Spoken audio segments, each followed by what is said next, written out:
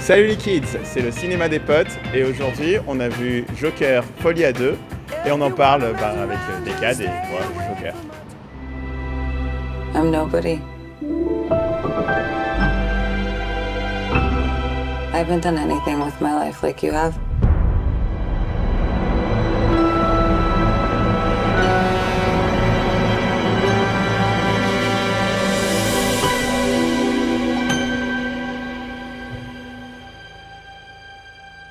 Let's get out of here.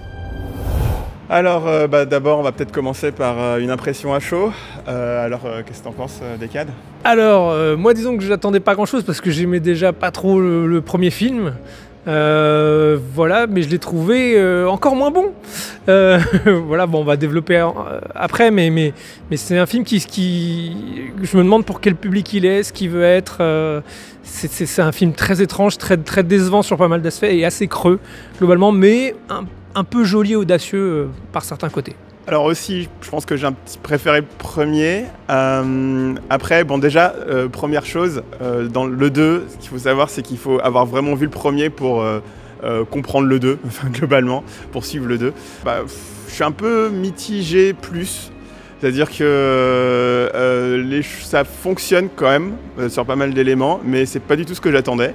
Après, c'est peut-être pas forcément un mal. Dans un premier temps, on voulait peut-être voir parler de la mise en scène, qu'est-ce qu'on a pensé, surtout par rapport au premier, peut-être. De ce point de vue-là, je dirais qu'il n'y a pas tant de changements que ça. Enfin, je trouvais que c'était plutôt dans la continuité, quand même, faut le dire. Peut-être le premier, quand même, c'est global, c'est pas que de la mise en scène, mais le premier est quand même un peu plus violent. Ouais. Quelque part, il y a un côté un peu plus sec, un peu plus brutal.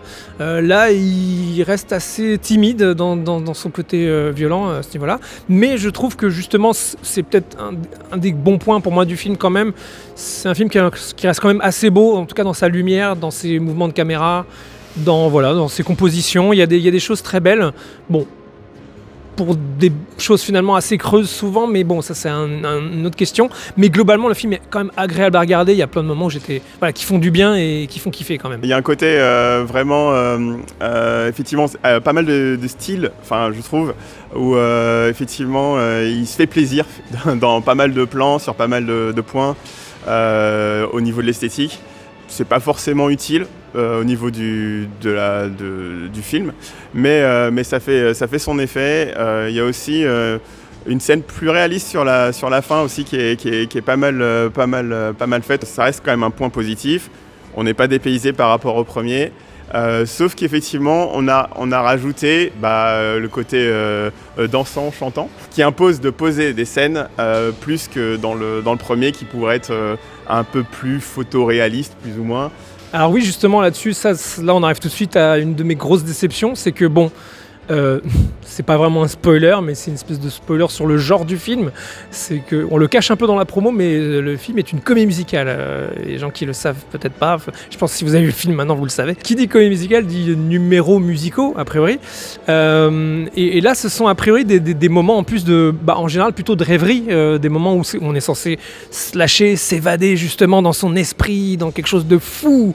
Et au final, ce qu'on a à l'image, c'est pop pop pop pip. Papou, pipou, pipou, pipou, j'ai un parapluie. Et je me dis, le film il coûte 200 millions de dollars. Je veux dire, c'est genre la comédie musicale, c'est genre la rêverie, c'est la folie à deux. Et là, c'est la folie. Enfin, voilà, c'est-à-dire que moi, j'adore les comédies musicales. C'est un film qui va m'écœurer des comédies musicales. Ça me dégoûte des comédies musicales. Ce truc, c'est hyper fade. Et bon, on reviendra après sur le fait qu'il y ait aussi beaucoup de chansons qui s'enchaînent assez inutiles et assez mauvaises, mais en tout cas au niveau mise en scène, c'était l'occasion de se libérer, de montrer vraiment le côté inventif et de faire vraiment des gros contrastes avec la dure réalité de la prison, de l'asile, et de la tristesse de l'existence de Arthur Fleck.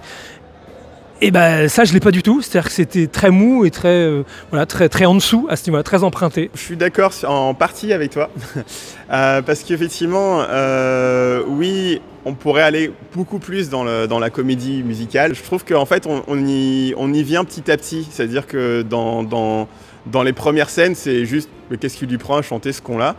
Et Et les scènes suivantes, ça devient ok, là on met en place un show, on met en place quelque chose de complètement fantasmé. On peut voir du coup avec cette évolution-là, finalement aussi l'évolution du personnage principal et de sa folie, pour le coup, où le personnage plutôt Joker va prendre le pas sur le personnage Arthur Fleck. Pourquoi pas, si c'était ça, si c'était lisible comme ça.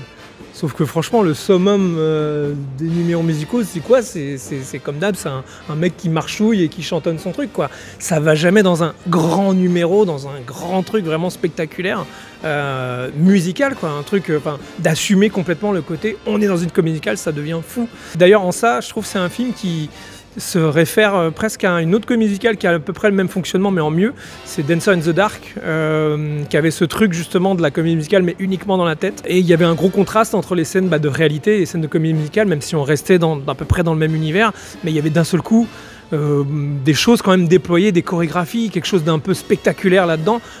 Là, le spectaculaire, il est quand même très feignant et très, très emprunté, quoi. Très, je te mets un petit ralenti, une petite pluie, et puis voilà, ça ira, quoi. C'est quand même pas dingue, quoi. Franchement, quand on est fan de comédie musicale et qu'on veut faire hommage à ça, c'est vraiment pas fait chier, quoi. Je trouve le sommet qu'il atteint. Et c'est même pas conçu comme ça, d'ailleurs. Il y a même un numéro musical assez fort en milieu de film. Oui. Celui de la fin est pas forcément plus fort que celui du milieu. Enfin, il n'y a pas de hiérarchie à ce niveau-là. Et en plus, tu parles du principe de s'abandonner au Joker. Et le film, au final, ne fait pas ça non plus. Donc, qu'est-ce que tu fais, film, au final? Où est-ce que tu vas? On a Lady Gaga, quand même, à l'écran. C'est quand même, je sais pas, une top 20 des voix actuelles. Et en fait, là, sur le film, elle l'utilise pas du tout, sa voix. Enfin, elle est vraiment en sous-chant permanent. Sauf sur une chanson, ce qui la rend, du coup, particulièrement intéressante et particulièrement entraînante. Et qui est peut-être un peu climax du film, en quelque sorte. Peut-être que c'est ça qu'il veut mettre en valeur, si ça se trouve. C'est vrai que ça, c'est le petit dommage au niveau de l'ensemble, mais c'est pas évident aussi d'avoir, c'est à Lady Gaga, d'avoir Joaquin Phoenix qui, ok, il chante bien, il a fait quand même Johnny Cash, oui, mais là, Walk the Line, il s'en sort pas trop mal, mais bon, à côté d'une chanteuse professionnelle, c'est vrai que c'est un peu compliqué. Alors oui, parlons-en des chansons. Je suis pas bête, j'ai compris ce qu'il voulait faire. J'ai compris que c'est fait exprès, la voix éraillée, la voix cassée, la voix fragile, le côté on est des oiseaux blessés, donc on chante pas bien. C'est normal, c'est réaliste, c'est concret. C'est une vraie interprétation du coup. Voilà, c'est une volonté. Ok. Mais sur la durée, putain, t'enchaînes pas 2 ou 3 chansons comme ça, en mode a cappella, avec un vieil accompagnement minimaliste derrière pour commencer, pour après dériver vers autre chose. Enfin, tu sais, ça, on l'a beaucoup trop de fois dans le film, c'est très très redondant, très fatigant. Après, les choix de musique sont cool. On pioche dans des standards un peu du swing, trucs comme ça, mais pas que. Voilà, dans des musiques à la base qui sont cool. D'ailleurs, il n'y a aucune composition pour le film, il me semble. Pourquoi pas? Parfois, c'est sympa, mais la plupart du temps, c'est j'aime bien cette chanson. Bon, là, c'est une version moche de cette chanson, mal chantée, à peine accompagnée. Et qui stoppe l'histoire, c'est-à-dire que je dois attendre patiemment que la chanson finisse pour que l'histoire reprenne, tu vois. Donc c'est tout ce qu'il ne faut pas faire dans une comédie musicale. Du coup, bon, le film essaie d'être une comédie musicale et pour moi il échoue à être une comédie musicale. Déjà, c'est pas ouf à ce niveau-là, quoi. Ça nous permet peut-être d'enchaîner sur l'histoire parce qu'effectivement on tourne autour du pot sans aller dessus. Bon là désolé les gars, on va faire des légers spoils. On avait l'info sur la comédie musicale, mais que tout va se passer dehors. Et encore. Je m'attendais pas à ce que ça soit un film de prison et un film de procès et un film globalement de huis clos. C'est surprenant, je pense que j'aurais préféré le savoir parce que comme ça tu t'attends à déprimer un peu plus. Mais j'apprécie la surprise malgré tout, dans le sens où, oui, à chaque fois finalement, tout au long de l'histoire, je suis en train de dire, bon, alors là maintenant, il sort et il bute des mecs et il fait des trucs je sais pas, il y a Batman à un moment, j'en sais rien, mais enfin tu vois. Et non, on enchaîne avec un procès. Bon, alors là maintenant, on continue la suite du procès. Et là maintenant, donc effectivement, quelque part finalement, ça nous permet de nous accrocher à l'histoire. Sans peut-être de façon de procéder. Oui, voilà, c'est semi-arnaque peut-être, mais effectivement, ça permet finalement de go with the flow, d'aller là où le réalisateur veut qu'on aille finalement. Donc pourquoi pas. Le film se veut pas être un film d'action, a priori, ou quelque chose comme ça. Bon, tu sais que tu vas pas être dans un DC, Marvel classique, évidemment, si tu as vu même le premier film.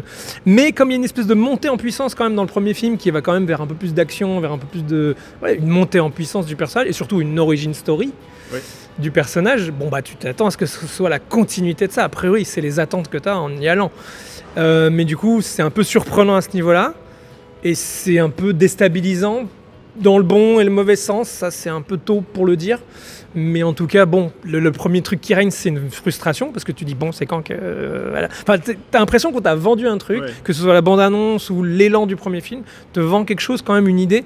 Et là, effectivement, le film va plutôt à contre-courant du premier film, et c'est quelque part là où il sera intéressant. On développera sûrement cette idée quand on parlera du propos, mais il y a vraiment une énergie qui va dans l'autre sens. C'est vraiment un truc qui stagne, on veut vraiment le clouer au sol, quoi. On veut pas qu'il bouge, on veut pas qu'il sorte.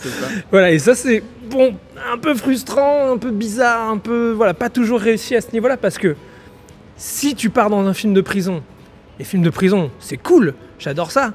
Mais tu fais un bon film de prison dans ce cas-là.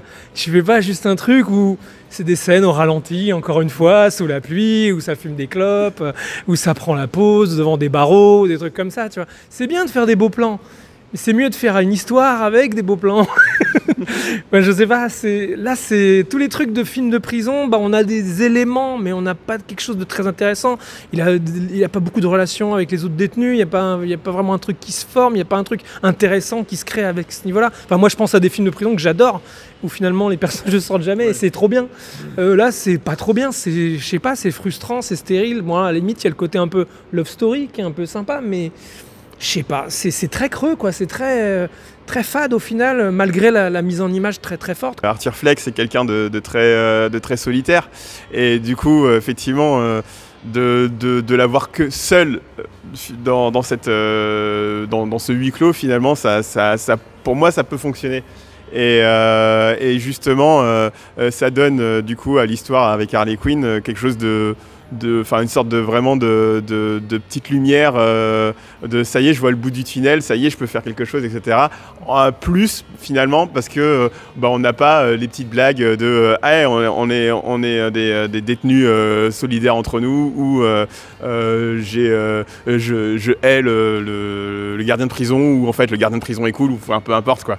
Là il y a du coup la seule chose qui le sort de sa merde, quoi. Enfin, concrètement, c'est Harley Quinn. Vu que le film est quand même centré sur les deux, bah voilà, ça les met bien en valeur quelque part. Oui, effectivement, je pense que tu as raison sur le côté romance Lady Gaga. Je pense effectivement cet aspect-là est quand même plutôt réussi et ressort plutôt bien. Le côté de la lumière qu'il fait vivre et qu'il ranime et qui recrée même cette folie qu'il était en train d'éteindre en lui. Bon, ça marche plutôt. Mais en termes d'histoire, en tout cas, du coup, après le film de prison, ça bascule vers le film de procès. Et moi, j'adore les films de procès, mais là, quel film de procès de merde. Je suis désolé. L'intérêt en général dans le film de procès, c'est de voir le côté thèse, antithèse, de voir les avis se confronter, d'avoir son avis changé, le côté d'être nous-mêmes un peu jury, et de voir les rebondissements de ça, machin. Là, putain, à chaque fois, c'est des plaidoiries, mais à 2 balles. C'est des trucs genre, alors on sait qu'il a fait ça, et du coup ça. Voilà, et il n'y a personne pour dire le contraire. Et j'avoue qu'à un moment où je me dis, j'avoue, compliqué ce procès, j'hésite, la balance, elle penche, il y a 0 aspect de ça. Du coup, c'est un film de procès sans les charmes du film de procès. Magnifique. Pendant un moment dans le procès, on voit une forme de salvation, on dit tiens, et ça va peut-être marcher. Et finalement, la manière dont se déroule le procès, on retourne en arrière, parce que il y a encore toujours le conflit entre le personnage d'Arthur Fleck et du Joker.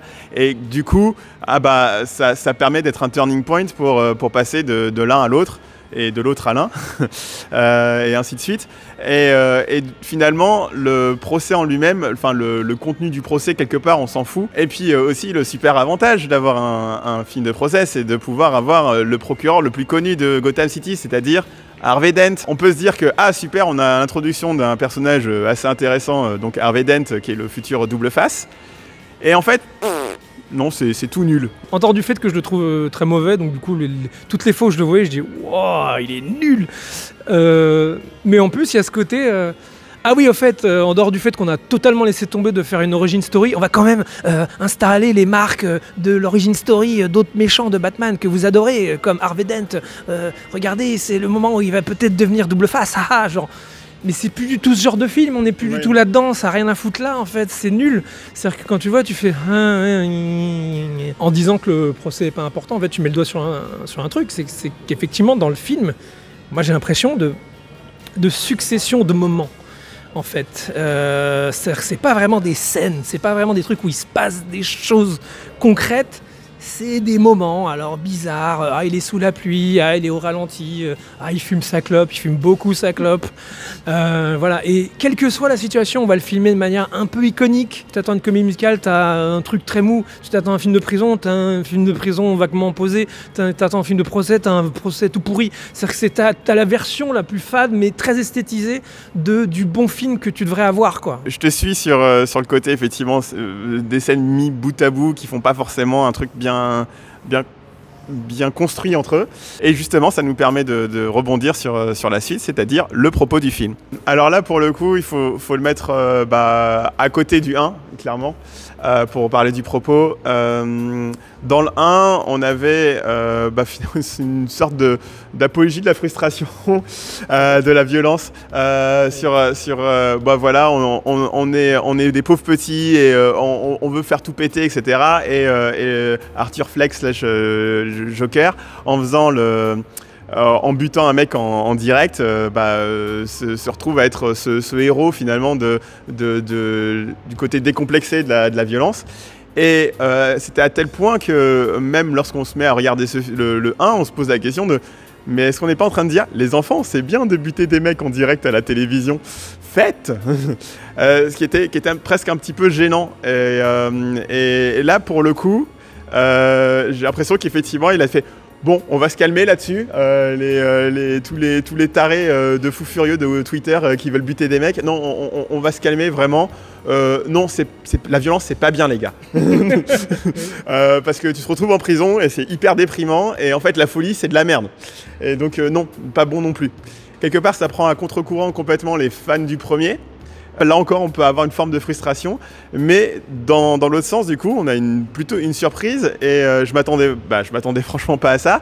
Mais ça me déplaît pas tant que ça, finalement, parce que justement, je prends plus le temps finalement de réfléchir sur le personnage en lui-même, non plus comment il résonne vis-à-vis de l'ensemble de Gotham, on va dire, pour faire clair, ou de son environnement, mais quel est le conflit intérieur de ce type-là.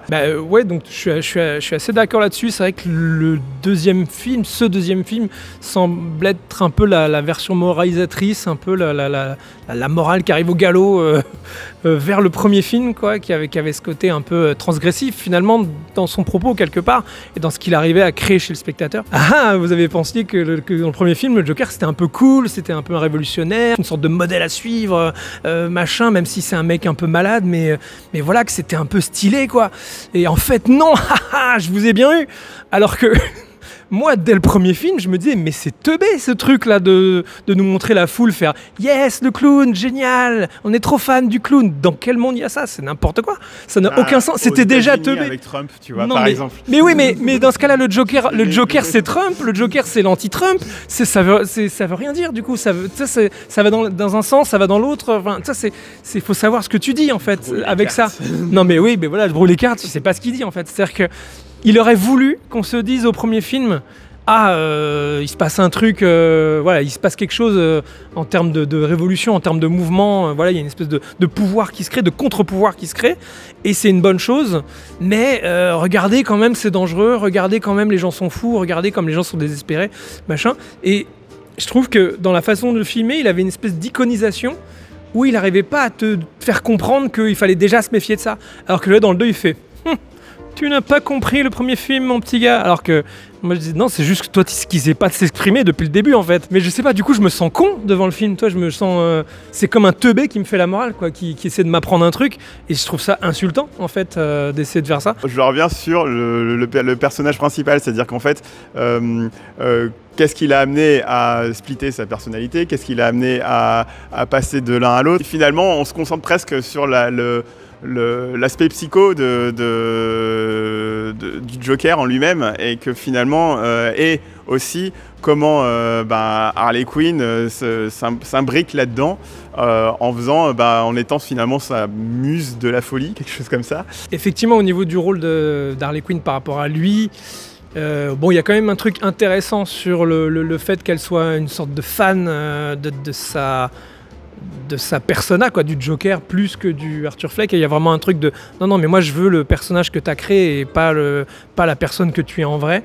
Et bon, ça c'était quelque chose qui pouvait être intéressant seulement, je trouve. C'est abordé dans le film, mais encore une fois, c'est dommage, ça tombe un peu à des moments, je sais pas, c'était jamais satisfaisant pour moi quand c'était abordé ce truc-là. Et c'était chapeauté par des numéros musicaux merdique. Bon, malgré tout, je dois quand même céder un bon point que j'avais aussi cédé au film précédent. Bon, Joaquin Phoenix est quand même très, très impressionnant dans le film. C'est une performance, quand même incroyable, malgré le côté un peu creux que je peux reprocher au film. Voire même, c'est peut-être parfois pas une page blanche, mais c'est un peu un écrin pour qu'il fasse des délires, un peu, je trouve. Il y a un peu ce truc de bon, là, il se passe rien. Fais un truc chelou à la Joaquin Phoenix, ça fera la blague quoi. Oui, t'as une illusion de film sympa, mais c'est une illusion de film, c'est pas un vrai film consistant qui dit quelque chose pour moi. On est trop en surface quoi, encore une fois, on est trop poseur. Mais l'acting est bien et Lady Gaga, je la trouve très bien. En dehors du chant, effectivement, bizarrement, sous-employé, mais volontairement, mais du coup c'est une idée de mise en scène, de base. Mais en tant que tel, je trouve le personnage qu'elle joue, une Harley Quinn. Elle est bien utilisée en fait. Voilà, une Harley Quinn un peu moins sexy, un peu moins objet sexuel et quand même mignonne. Au niveau du couple d'acteurs, en tout cas, j'ai rien à reprocher. Joaquin Phoenix, il s'est quand même il s'est fait chier à perdre je sais pas combien de kilos encore. Et donc on se dit que du coup s'il a fait tout ça, en plus il n'a pas l'habitude de faire des deux. Il n'a pas l'habitude de faire, donc a priori, il a dû s'éclater quand même à le faire pour compenser tout ça, j'imagine, tout ce boulot. Mais après, effectivement, assez vite, on voit finalement, il a kiffé ce personnage ou quelque chose comme ça, donc ce qu'il a créé. Et donc, je reviens dans mon petit confort, même si ça fait 3 mois que j'ai pas bouffé. Et donc, effectivement. Ça fait partie des points positifs globalement. En conclusion, je crois que j'ai à peu près tout dit. C'était un film à la fois assez pénible à voir et en même temps joli à regarder. Donc c'est toujours un bel objet. Je lui reconnais quand même du talent au niveau de certains postes clés, on va dire. Et je lui reconnais quand même une audace, mine de rien, qu'un studio investisse là-dedans dans un truc presque aussi suicidaire, aussi anti-climax, aussi anti-satisfaisant, qui va rebrousse-poil du premier film. Bon, c'est quand même culotté, quoi. On sent qu'il y a eu quand même une confiance accordée quelque part à Todd Phillips, malheureusement, et pas d'autres cinéastes. Mais voilà, quand même, je dois quand même saluer ça. Et mine de rien, quelque chose que je dois saluer, c'est qu'il apporte quand même une piste de réflexion sur le premier film, même s'il est quand même très autiste et très replié sur le premier film. Il en parle tout le temps, comme s'il n'y avait que ça qui existait. C'est un peu dommage, mais néanmoins, c'est un peu le but de ce deuxième film, j'ai l'impression, et de te faire réfléchir sur le premier film. Donc mine de rien, ça c'est pas rien, c'est quand même sympa, même si dans l'absolu, c'est pour moi pas un bon film bien fait, quoi. Voilà. Du coup, pour tout ça, je mets la note pas terrible de 4 sur 10. Après le 1 que j'ai plutôt apprécié, ce 2 est assez étonnant, assez surprenant. C'est pas spécialement pour me déplaire, même si oui, il y a des éléments assez frustrants sur tout l'ensemble du film.